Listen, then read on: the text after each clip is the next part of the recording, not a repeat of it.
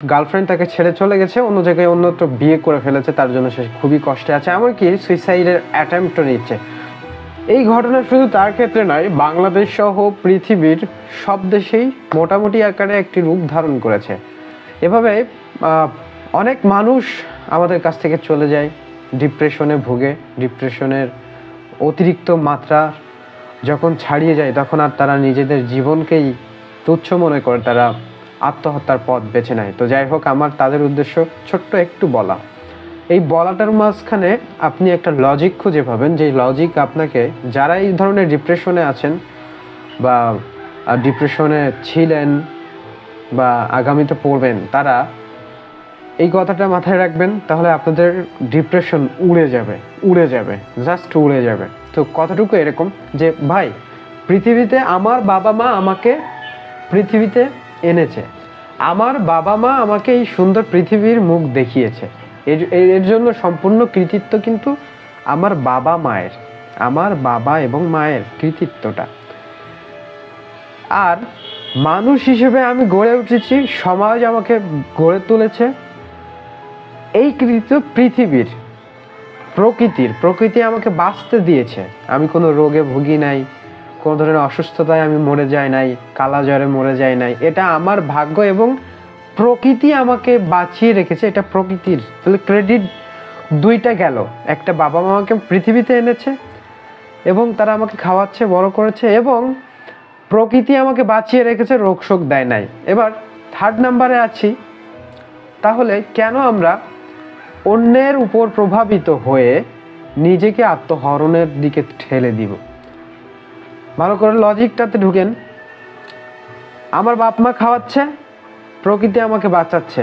যখন এটা ডিফেক্ট তৈরি করে, তখন মগজে আপনি যদি ঢুকাতে পারেন, ভাই, আমার দুঃখ, আমার কষ্ট আমি নিজেই নিয়ন্ত্রক, আমার দুঃখের, আমার কষ্টের আমি নিজেই নিয়ন্ত্রক। তুমি কে হে ভাই?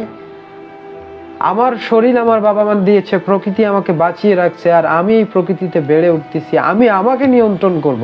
কোথা থেকে কোন এক মেয়ে আসলো, তার সাথে আমার রিলেশন হলো, আমরা ভালো একটা কমিটমেন্ট সেকশনে চলে গেলাম, এরপর সে আমাকে ছেড়ে চলে গেলে আমি উদাসীন হয়ে, দেবদাস হয়ে মৃত্যুর পথও বেছে নিতে আমি দ্বিধাবোধ করতেছি না।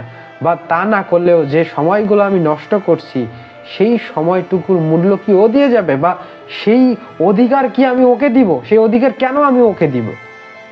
আমার মনের নিয়ন্ত্রক আমি, এটা মনে রাখবেন। নিজের নিয়ন্ত্রক যদি নিজে হতে পারেন, এটা হওয়াটা খুবই ডিফিকাল্টলি একটি ব্যাপার।